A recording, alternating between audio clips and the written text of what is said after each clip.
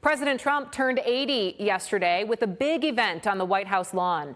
The U.S. says it made a deal to end the war with Iran over the weekend as well. And today, the president is heading overseas for the G7 summit in France. NBC's Alice Barr has the latest from the summit.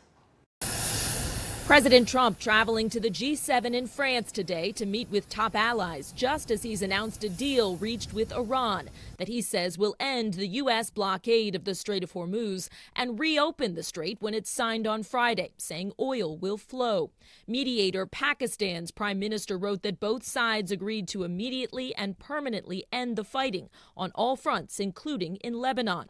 While Iranian state media reports the deal has 14 points, including Iran reaffirming its commitment to not produce nuclear weapons, while billions of dollars in Iranian funds are unfrozen. Democrats comparing it to the Obama-era nuclear deal. We're getting basically less than what we had under the JCPOA, which President Trump walked away from. Defense Secretary Pete Hegseth said the U.S. has now proven it will use military force. Obama, they begged Iran for a deal, and we bombed Iran. Here in Geneva, businesses boarded up ahead of major anti-G7 protests, voicing frustration over the Middle East, the economy, and environmental protections.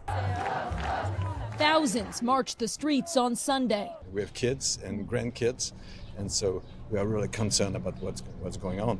At one point, setting a Tesla on fire. An hour away in lakeside Évian-les-Bains, France, an enormous security presence for the meetings where President Trump comes face to face with allies he's accused of not doing enough to help with Iran and antagonized through tariffs and trade.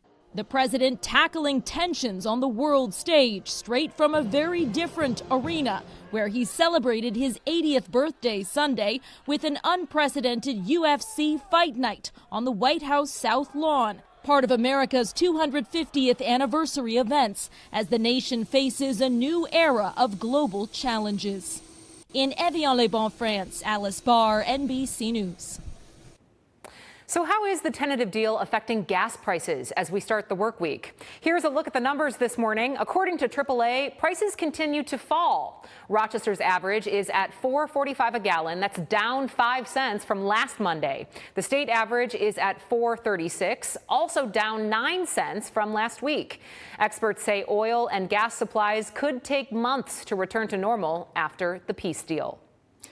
And new this morning, while the deal is pending, Israel's defense minister says Israel will not withdraw from land seized in Lebanon, as well as Syria and the Gaza Strip. Iran has tied the interim deal over the war to stopping Israel's attacks on Hezbollah. Israel also threatened that if Iran attacks Israel over Israeli strikes in Lebanon, Israel will strike Iran with great force.